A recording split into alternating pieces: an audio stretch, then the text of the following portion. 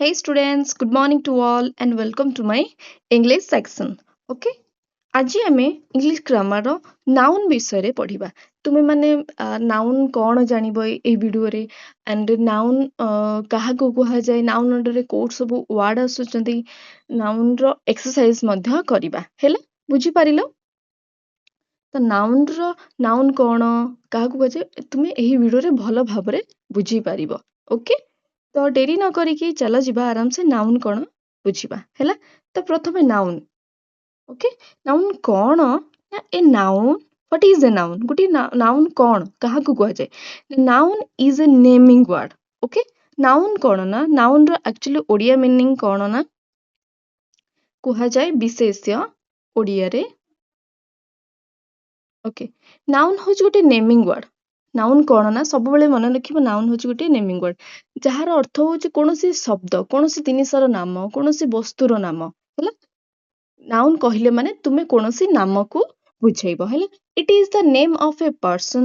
ଏହା କାହାର ନାମ ହେଇପାରେ ନା ଗୋଟିଏ ପର୍ସନ ବ୍ୟକ୍ତିର ନାମ ହେଇପାରେ, ପ୍ଲେସ୍ ସ୍ଥାନର ନାମ ହେଇପାରେ, ଆନିମଲ ପଶୁପକ୍ଷୀ ମାନଙ୍କର ନାମ ହେଇଥାଏ, ଥିଙ୍ଗ ବସ୍ତୁର ନାମ ହେଇଥାଏ, ବାକି ବି କିଛି ଆଇଡିଆ, କିଛି ଫିଲିଂ, କିଛି ଇମୋସନର ନାମ ହେଇଥାଇପାରେ। ବୁଝିବା ପର୍ସନର ନାମ ସବୁ କିପରି ନାଉନ୍ ସବୁ ହବ, କିଏ କିଏ ସବୁ। ଓକେ, ରୁହ ଦେଖ types of noun, not actually types, ଅଣ୍ଡରରେ ସବୁ ଯାଉଛି ଦେଖିବା। ତ ପର୍ସନ ଅଣ୍ଡରରେ ସବୁ କିଏ ଯାଉଛି ନା ନେମ୍ ଅଫ ପର୍ସନ, ଯେତିକ ସବୁ ପର୍ସନ ବ୍ୟକ୍ତି ମାନଙ୍କର ନାମ ସେଗୁଡିକ ସବୁ କଣ ହେବେ ନା ନାଉନ୍ ହେବେ। ଦେଖ ରିୟା, ରିୟା ଜଣଙ୍କର ଗୋଟେ ଝିଅର ନାମ, ତାହେଲେ ଏଇଟା ବି ନାଉନ୍ ହେଇଯିବ। ଜନ୍ ଗୋଟିଏ ପୁଅର ନାମ, ଦେନ୍ ଟିଚର ହେଲା ଶିକ୍ଷକର, ତ ଇଏ ସବୁ ନାଉନ୍ ହେବେ। ଦେନ୍ ପ୍ଲେସ୍, ମୁଁ କହିଲି ପ୍ଲେସ୍, ପ୍ଲେସ୍ ବି ନାଉନ୍ ହେବେ। କିପରି ଯେତିକି ସବୁ ସ୍ଥାନର ନାମ ଯେମିତି ଇଣ୍ଡିଆ, ପାଟନା, ସ୍କୁଲ ଏକ୍ସେଟ୍ରା, ନହେଲେ ଭୁବନେଶ୍ୱର, ଦେନ୍ ଦିଲ୍ଲୀ, ମୁମ୍ବାଇ, ଏଗୁଡା ସବୁ କଣ ହେବେ କଣ ସ୍ଥାନର ନାମ। ଦେନ୍ ଆନିମଲ, ଆନିମଲ ମାନେ ପଶୁ ପକ୍ଷୀ ମାନଙ୍କର ନାମ, names of animals. Okay, animals ମାନଙ୍କର ନାମ, ପଶୁ ପକ୍ଷୀ ନାମ ଯେପରିକି କଣ ହେବେ ନା ଡଗ କୁକୁର ହେଇପାରିବ, ଦେନ୍ ଯୋଉ କ୍ୟାଟ, ଲାୟନ, ବିଲେଇ, ସିଂହ, ଏଗୁଡା ସବୁ କଣ ନା ପଶୁର ନାମ। ଏମାନେ ବି ସବୁ ନାଉନ୍ ହେଇପାରିବେ। ଥିଙ୍ଗ ମାନେ ବସ୍ତୁ, ଯେପରିକି ସବୁ ଜିନିଷର ନାମ କଣ ନା ବୁକ୍, ପେନ୍, ଚେୟାର, ଏଗୁଡା ସବୁ କଣ ଗୋଟେ ଗୋଟେ ବସ୍ତୁ। ଯେତିକ ସବୁ ବସ୍ତୁ ଅଛନ୍ତି, ଯେଗୁଡିକ ସବୁ ନିର୍ଜୀବ ଜିନିଷ ଅଛନ୍ତି, ହେଲା ସେଗୁଡିକ ସବୁ କଣ ହେଇପାରିବେ ନାଉନ୍ ହେଇପାରିବେ। ହେଲା? ତାପରେ ଆଇଡିଆ ଯେମିତି କି ଲଭ, ଅନେଷ୍ଟି, ଫ୍ରିଡମ, ସେୟାର, ଏଗୁଡା ସବୁ କଣ ତୁମ ଫିଲିଙ୍ଗସ୍, ତୁମ ଅନୁଭବକୁ ବୁଝାଏ। ହେଲା? ତ ଏଗୁଡାକ ବି ସବୁ ନାଉନ୍ ହେଇପାରିବେ। ମୁଁ ସର୍ଟଲି କହୁଛି, ହେଲା ତୁମେ ଆଖି ବନ୍ଦ କରିବ, ଆଖି ଖୋଲିଦେଲେ ଯାହା ବି ଦେଖିବ, ଯୋଉ ଜିନିଷ ଦେଖିବ ସେଗୁଡା ସବୁ ନାଉନ୍ ହବ।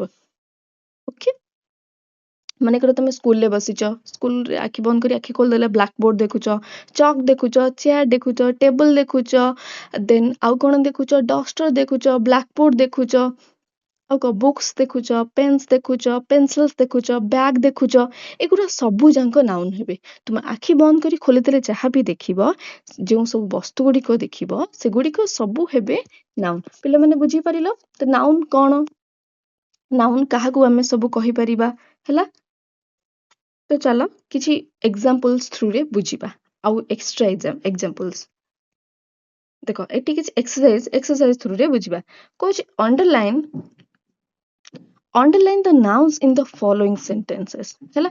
ସେ କହୁଛି ଏଠି ବାକ୍ୟରେ କୋଉଠି ନାଉନ୍ ଅଛି ତାକୁ କଣ କରିବା ଅଣ୍ଡରଲାଇନ କରିବା। ହେଲା? ବୁଝିପାରିଲ? ତ ପ୍ରଥମେ ବାକ୍ୟ କଣ ଦେଇଛି, Riya is reading a book. Okay, ଆର ମାନେ କଣ ରିୟା ବହି ପଢୁଛି। ରିୟା ମାନେ ଜାଣିଛ ରିଡିଂ ମାନେ ପଢିବା, ବୁକ୍ ମାନେ ବହି। ହେଲା? ରିୟା ବହି ପଢୁଛି। ଆଙ୍କ ଭିତରେ କୋଉଟେ ନାମ ହେଇପାରିବ ନା ରିୟା, ରିୟା ହଉଛି ଗୋଟିଏ ଝିଅର ନାମ, ବୁକ୍ ମାନେ ବହି ଗୋଟିଏ ବସ୍ତୁର ନାମ। ତ ଏଇ ଦିଟା ହେବେ କଣ ନାଉନ୍। ବୁଝିପାରିଲ ପିଲାମାନେ? ତାପରେ 2 ନମ୍ବରରେ ଦେଖିବା କଣ ଦେଇଛି, ତ ଡଗ୍ ଇଜ ବାର୍କିଂ ଲାଉଡଲି, ମାନେ କୁକୁରଟି ବାର୍କିଂ ମାନେ ଭୁକିବା, ଲାଉଡଲି ମାନେ ବଡ ପାଟିରେ, କୁକୁରଟି ବଡ ପାଟିରେ ଭୁକୁଛି। ଏଥିରେ କଣ କୋଉ ଜିନିଷ ଅଛି ଯିଏ ଗୋଟେ ହଉଛି ନାମ ନା କୁକୁର, କୁକୁର ହଉଛି ଗୋଟେ ଆନିମଲ ନାମ, ତ ଡଗ୍ ହେଇଯିବ ନାଉନ୍। ହେଲା? ତାପରେ ମାଇ ମଦର କୁକ୍ଡ ଡେଲିସିୟସ୍ ଫୁଡ। ହେଲା? ମାଇ ମଦର କୁକ୍ଡ ଡେଲିସିୟସ୍ ଫୁଡ, ମୋର ମା କୁକ୍ଡ ମାନେ ରୋଷେଇ କରିଥିଲେ, डिलीशियस ମାନେ ସ୍ୱାଦିଷ୍ଟ, ଫୁଡ ମାନେ ଖାଦ୍ୟ ହେଲା। ତ ମୋ ମା କଣ କରିଛନ୍ତି ନା ସ୍ୱାଦିଷ୍ଟ ଖାଦ୍ୟ ରୋଷେଇ କରିଥିଲେ ହେଲା। ତ କଣ ମୋ ମା ଆଉ କଣ ଖାଦ୍ୟ ହେଇଯିବ ହଁ ନା ନାଇଁ ନାଉନ। ତ ଫୁଡ ମାନେ ଖାଦ୍ୟ, ମାଇ ମଦର ମାନେ ମା, ତ ମାଇ ମଦର ଆଉ ଫୁଡ ହେଇଯିବେ କଣ ନାଉନ। ବୁଝିପାରିଲ ପିଲାମାନେ? ତାପରେ 4 ନମ୍ବର ସେମିତି କଣ ଦେଇଛି ଦେଖିବା ନା we visited the Taj Mahal yesterday। we ମାନେ ଆମେ ମାନେ visited ମାନେ ଦର୍ଶନ କରିବା, ଭେଟିବା। ତାଜମହଲ ତ ତୁମେ ଜାଣିଛ, ତାଜମହଲ ପିଲାମାନେ କୋଉଠି ଅଛି? କମେଣ୍ଟରେ ମତେ ଜଣେଇବ ତାଜମହଲ କୋଉଠି ଅଛି। Okay yesterday। ହଁ ସେ କହୁଛି ଯେ ଆମେ ମାନେ ଗତକାଲି ତାଜମହଲକୁ ଯାଇଥିଲୁ ବା ତାଜମହଲ ଦେଖିକି ଆସିଥିଲୁ। ଏଥିରେ କଣ କୋଉ ୱାର୍ଡଟା ଅଛି ଯାହା ମାନେ ନାଉନ ନା ତାଜମହଲ। ତାଜମହଲ ଗୋଟେ ବିଲ୍ଡିଂ ର ନାମ ହଁ ନା ନାଇଁ। ତାଜମହଲ ହେଇଯିବ ତୁମର ଏଠି noun. Honesty is the best policy ହେଲା। ଅନେଷ୍ଟି ମାନେ ଜାଣିଛ ତୁମେ ମାନେ ବହୁତ ନର୍ମ ହଉଛି ବେଷ୍ଟ ଥିଙ୍ଗ, ସବୁଠାରୁ ଭଲ ଜିନିଷ ହଉଛି ନମ୍ରତା। ତ ଦେଖିବା fill in the blanks with suitable nouns। କିଛି ଏକ୍ସରସାଇଜ ଦେଇଛି, ଆମେ ତାକୁ କଣ କରିବା ନା ତାକୁ ଗୋଟେ ଠିକ ନାଉନ ବସେଇବା ନା I write with a dash। ମୁଁ କଣ ଲେଖୁଛି with a pen, ସରି ମୁଁ କୋଉଥିରେ ଲେଖୁଛି ନା with a pen। ଏଠି ତୁମେ ମାନେ ଲେଖିପାରିବ ପେନ୍। ପେନ୍ ଗୋଟିଏ ନାଉନ, ଗୋଟିଏ ବସ୍ତୁର ନାମ, ତ ପେନ୍ ବସେଇଦେଲେ ଠିକ ହେଇଯିବ। ତ ଦ ଡ୍ୟାଶ ଇଜ ଆୱାର ନ୍ୟାସନାଲ ଆନିମଲ। କିଏ ଆମର ନ୍ୟାସନାଲ ଆନିମଲ? କିଏ ପିଲାମାନେ? Tiger, TIGER। ବାଘ ଆମର ନ୍ୟାସନାଲ ଆନିମଲ, ଜାତୀୟ ପଶୁ ହଁ ନା ନାଇଁ। ଆଚ୍ଛା ମୁଁ ତମକୁ ଆଉ ଗୋଟେ କ୍ୱେଶ୍ଚନ ପଚାରୁଛି, ଜାତୀୟ ପକ୍ଷୀ କିଏ? କମେଣ୍ଟ କରିବ ମତେ। ସିଏ ବି ନାଉନ ହବ। ମୁଁ କହୁଛି ଜାତୀୟ ପକ୍ଷୀ ଯିଏ ସିଏ ବି ଗୋଟିଏ ନାଉନ ହବ। ସିଏ ଗୋଟିଏ ବାର୍ଡ, ଇଏ ଆନିମଲ, ସେ ବାର୍ଡ, ନ୍ୟାସନାଲ ବାର୍ଡ କିଏ? କମେଣ୍ଟରେ ମତେ ଜଣେଇବ ହେଲା। ତାପରେ ହଁ ମାଇ ଡ୍ୟାଶ ଟିଚର୍ସ ଇଂଲିଶ। କିଏ ଆମକୁ ଇଂଲିଶ ପଢାନ୍ତି ନା ଟିଚର ଏଠି ହେଇପାରିବ। ଟିଚର ଗୋଟିଏ ନାଉନ, ଶିକ୍ଷକ ଗୋଟେ ନାଉନ ହବନି କି ଗୋଟେ ନାମ। Okay we play in the dash। ଆମେ କେଉଁଠି ଖେଳୁ? ପଡିଆରେ ଖେଳୁ ହଁ ନା ନାଇଁ। we play in the dash ନା ପ୍ଲେଗ୍ରାଉଣ୍ଡ, ଖେଳ ପଡିଆ। ଖେଳ ପଡିଆ ବି ଗୋଟେ ନାଉନ ହବ ହଁ ନା ନାଇଁ ପିଲାମାନେ। ଖେଳ ପଡିଆ ଗୋଟେ ଜାଗା ନା, ତେଣୁ ନାଉନ ହବ। Okay next dash is a good quality. କେଉଁଟେ ଗୋଟିଏ ଭଲ ଗୁଣ, ଆମେ କିଛି ବି ଲେଖିପାରିବା ନା। କିଛି ମାନେ କଣ ଯେମିତି କାଇଣ୍ଡନେସ, ଭଦ୍ରତା ଗୋଟିଏ ଭଲ ଗୁଣ ଅଟେ। ତାପରେ କହୁଛି ରାଇଟ୍ ୱାନ୍ ନାଉନ ଫର ଇଚ୍ କ୍ୟାଟାଗୋରୀ। ଏଠି କିଛି ଦେଇଛି, ଏଇ ଅନୁସାରେ ଯାଉଥିବା ୱାର୍ଡସ ଗୁଡିକୁ ଆମେ ଏଇଠି ଲେଖିବା ହେଲା। ଏଠି ଜଷ୍ଟ ମୁଁ ମାନଙ୍କୁ ବୁଝିବା ପାଇଁ। ପର୍ସନ ତମେ ଜାଣିଛ ବ୍ୟକ୍ତି, ଯେକୌଣସି ବ୍ୟକ୍ତିର ନାମ ଲେଖିଦେଲେ ଏଠି ମନେକର ମୁଁ ପ୍ରିୟା ଲେଖିଦେବି, PRIYA। ପ୍ରିୟା ଗୋଟିଏ କଣ ବ୍ୟକ୍ତିର ନାମ ବା ଝିଅର ନାମ, ତେଣୁ ଇଏ ନାଉନ ହବ। ପ୍ଲେସ୍ ଗୋଟିଏ ସ୍ଥାନର ନାମ, ମନେକର ମୁଁ ଲେଖିଦେବି ଭୁବନେଶ୍ୱର ଓକେ ଗୋଟିଏ ହବ ନାଉନ। ଦେନ୍ ନେକ୍ସଟ ଆନିମଲ, ପଶୁ, କୌଣସି ବି ପଶୁର ନାମ ତୁମେ ବି ଲେଖିପାରିବ, ଯେପରିକି ଟାଇଗର, ଲାୟନ, କାଓ, ଜାକେଲ, ଫକ୍ସ, ଏଲିଫାଣ୍ଟ। ୟାଙ୍କ ଭିତରୁ କୋଉଟେ ବି ଲେଖିପାରିବ ତୁମେ। ତ ମୁଁ ଟାଇଗର ଲେଖୁଛି, ତ ଏମାନେ ସମସ୍ତେ ନାଉନ ହେବେ ହେଲା। ତାପରେ ଥିଙ୍ଗ ମାନେ ବସ୍ତୁ, କୌଣସି ବସ୍ତୁର ନାମ ଯେମିତି table, door, window, box, chair etcetera. ଏମାନେ ସମସ୍ତେ ବି ହେଇପାରିବେ ହେଲା।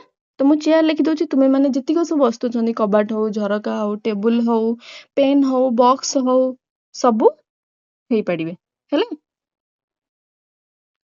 ତ ପିଲାମାନେ ସେମିତି ଆଇଡିଆ ଅଣ୍ଡରରେ କେମିତି ଯିବ? ଆଇଡିଆ ମୁଁ କହିଲି କୌଣସି ଚିନ୍ତାଧାରା, ଯେପରିକି କଣ ହଉ ଆଇଡିଆ, କୌଣସି ଆଇଡିଆ ଦେନ୍ ଫିଲିଙ୍ଗସ ହବ, ଇମୋସନ୍ସ ହବ, ଯେପରି ସ୍ୟାଡନେସ୍ ହେଲା, ହାପିନେସ୍,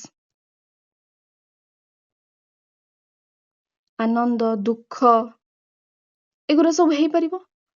ତୁମେ ଆରାମସେ ଲେଖିପାରିବ ହେଲା। ଦେନ୍ ନେକ୍ସଟ କହୁଛି ସର୍କଲ ଦ ନାଉନ୍ସ। ୟାଙ୍କ ଭିତରୁ କୋଉଟା ନାଉନ୍ସ ତାକୁ ଆମେ ଚିହ୍ନିବା ହେଲା।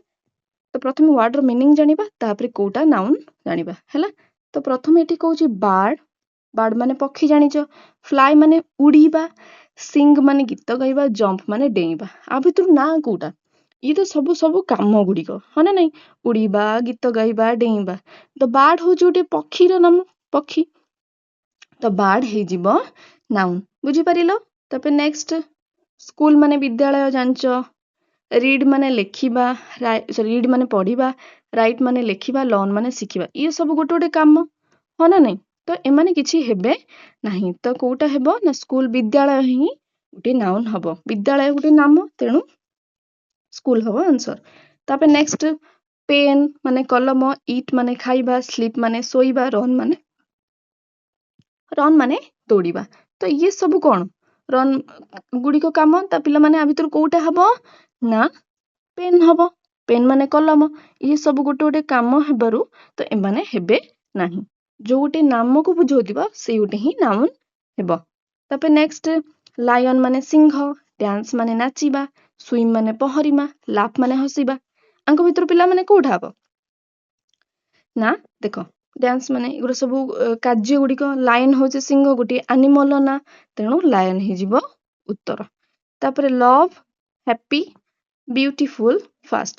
ଲଭ୍ ମାନେ ଭଲ ପାଇବା, ହାପି ମାନେ ଖୁସି ହେଲା, ବିୟୁଟିଫୁଲ ମାନେ ସୁନ୍ଦର, ଫାଷ୍ଟ ମାନେ ଦ୍ରୁତ ବେଗରେ, ସ୍ପିଡରେ ହେଲା। ତ କଣ ହବ, ତ ପିଲାମାନେ ଏଥିରୁ ଲଭ୍ ହବ, କାରଣ ଲଭ୍ ହଉଛି ଗୋଟେ ଫିଲିଂ, ଗୋଟେ ଇମୋସନ, ଗୋଟେ ଅନୁଭବ। ତ ଲଭ୍ ହେଇଯିବ ନାଉନ୍। ଓକେ, ତ ପିଲାମାନେ ମୁଁ ଆଶା କରୁଛି ତୁମେ ନାଉନ୍କୁ ଭଲ ଭାବରେ ବୁଝିପାରୁଥିବ। ଯଦି କିଛି ଡାଉଟ୍ ହେଲା ଦେନ୍ ମୋତେ କମେଣ୍ଟ ବକ୍ସରେ ଜଣେଇବ ହେଲା। ଓକେ, ନେକ୍ସଟ କ୍ଲାସରେ ଆମେ ଟାଇପ୍ସ ଅଫ୍ ନାଉନ୍ସ ପଢିବା, ନାଉନ୍ କେତେ ପ୍ରକାର ଅଛି ହେଲା।